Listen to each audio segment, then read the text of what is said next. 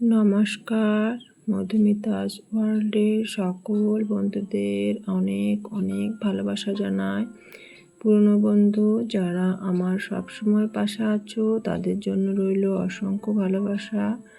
আর নতুন বন্ধুদের আমার চ্যানেলে সুস্বাগত জানাই। ছাদ বাগানে সকালবেলায় এলে এক এক দিন এক এক রকমের ফুল ফোটে আর মনটা খুশিতে ভরে ওঠে। মনে হয় যেন গাছেরা তাদের ফুল সাজিয়ে দিয়ে আমাকে উপহার দুহাত ভরে তুলে দিচ্ছে। মনে হয় যেন তাদের ভালোবাসা আমাকে উজাড় করে দিচ্ছে। এতটাই ভালো লাগে যে ছাদে থেকে আসতে ইচ্ছে করে না। তো আজকের সকালে ছাদ বাগানে একটা নীল জবা ফুটেছিল আর ফুটেছিল অ্যাডেনিয়াম আর অ্যালামন্ডা। ভীষণই ভালো লাগছিল, কিন্তু বেশিক্ষণ সময় ছাদে নষ্ট করলে চলবে না। আজ মাকে একটু বাড়িতে দিতে যাব, গ্রামের বাড়ি। তাই রেডি হয়ে সকালে সকালে আমরা চলে এসেছি। আর এখন আমরা চলে যাচ্ছি বাসে করে। চারিদিকে প্রকৃতির শোভা অপূর্ব, চোখ ফেরানো যায় না। বর্ষার মরশুম চারিদিকটা একেবারে সবুজে ভরে গেছে। চারিদিকে জমিতে ধানের চাষ হয়েছে আর একদম সবুজ সবুজ।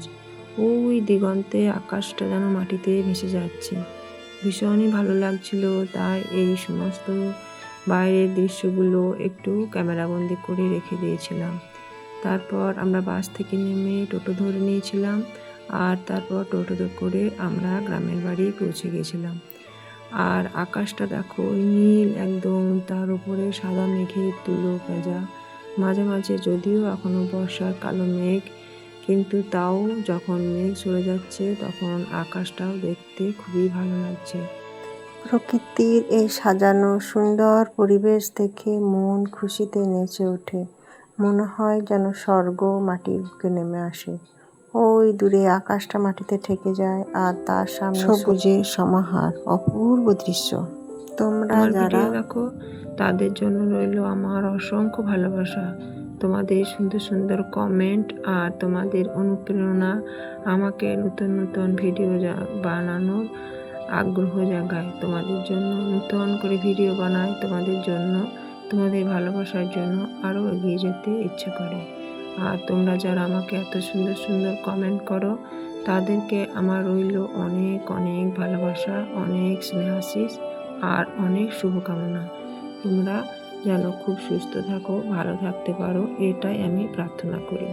তো যাই হোক, কথা বলতে বলতে মেঘে ঢাকা আকাশে আলো আঁধারি রৌদ্র মেঘের খেলা দেখতে দেখতে সবুজ মাঠ পেরিয়ে চাষিদের ধান রোপণ করা দেখতে দেখতে আমরা প্রকৃতির অপরূপ শোভা অনুভব করতে করতে আমরা বেশ চলছিলাম। রাস্তা পেরিয়ে পেরিয়ে একটু একটু করে কমে আসছিল। আর এই চারিদিকের অপরূপ শোভা দেখে মন ভরে যাচ্ছিল। আর সেই জন্য সমস্ত ভিডিওটাই তোমাদের কাছে শেয়ার করেছি, আমি বাদ দিতে পারিনি। তো যাই হোক, আমার ভিডিও যদি ভালো লাগে তাহলে অবশ্যই একটা করে লাইক কমেন্ট করো, তাহলে আমার আরও ভালো লাগবে।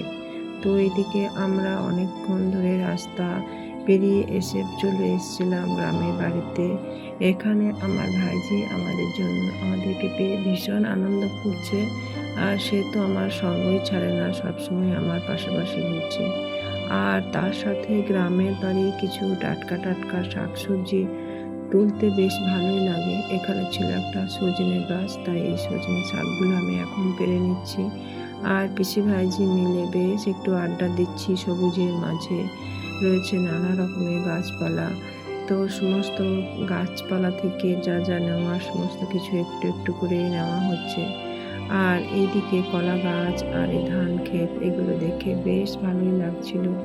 আমরা খোলা আকাশের নিচে বেশ কিছুক্ষণ টাইম ধরে দুজনে মিলে একটু আড্ডা দিলাম, একটু গল্প হলো, একটু খেলা হলো, একটু কবিতা, একটু নাচ গান। এই করতে করতে দিনের সময়টা প্রায় কেটে গেল। আর সন্ধ্যাবেলা বাবা তো বসে গেছে।